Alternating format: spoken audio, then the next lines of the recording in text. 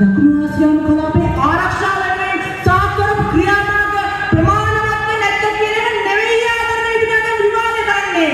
මෙතුමන්ට මාතෘකාවක් කියවලා ඇවිල්ලා නැහැ. හරි පුදුමයි. මාතෘකාවේ නිෂ්පාදක වුණොත් මොන්ගේ වෙනකොට මාතෘකාව හරියට තේරුම් ගෙන නොගැනීම සම්බන්ධයෙන් බෙහෙවින් කනගාටුව ප්‍රකාශ කරනවා ආදරණීය විද්‍යාඥයන්. අර මාතෘකාවේ පැහැදිලිව කියන්නේ සාකච්ඡා සීමාවතුර නෙවෙයි.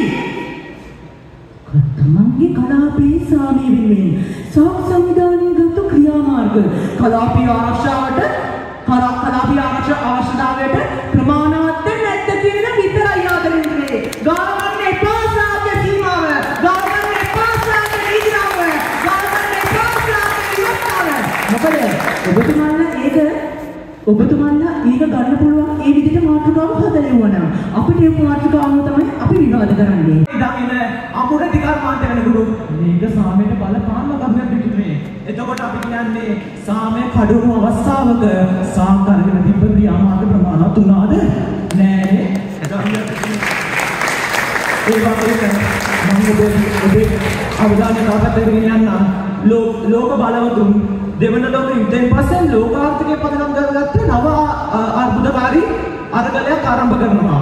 එතකොට ඉන්දියාව මේ වෙනකොට ශීඝ්‍ර ආර්ථික වර්ධනයක් ලබා ගන්නකොට දකුණු ආසියාව නිකම්ම ලෝක බලතුන්ගේ ග්‍රහණය ලක් වෙලා තියෙනවා.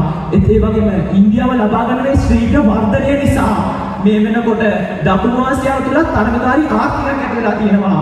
එතකොට මේක නිසා ඉන්දියාවේ ප්‍රබලයන්ගේ කලාපයේ අනිකුත් රටවල් වලට ඇඟිලි ගැහිලි සිදු වෙනවා. එතකොට මේකට මොකද්ද ආර්ථික සාමය වෙනුවෙන් මොකද්ද සාකරන් තියෙන්නේ?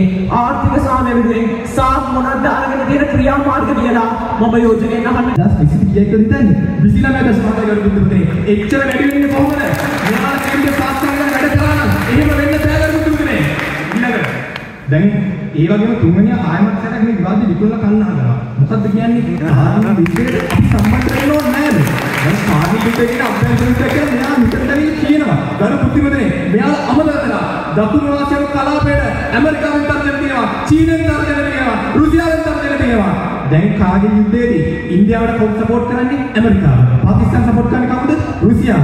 චීනය සපෝට් කරනවා. මොකක්ද අන්තිමට වෙන්නේ? මේක කලාපයට එහා ගිහු ජාත්‍යන්තර අවශ්‍යතාවයක් වෙනවා ගරු පුතුනේ. මේක ජාත්‍යන්තර අවශ්‍යතාවයක් වෙනවා. ඒක මේකට තේරෙන්නේ නැහැ. මේක දක්වාසක ආරක්ෂක වශයෙන් තර්ජනයක්.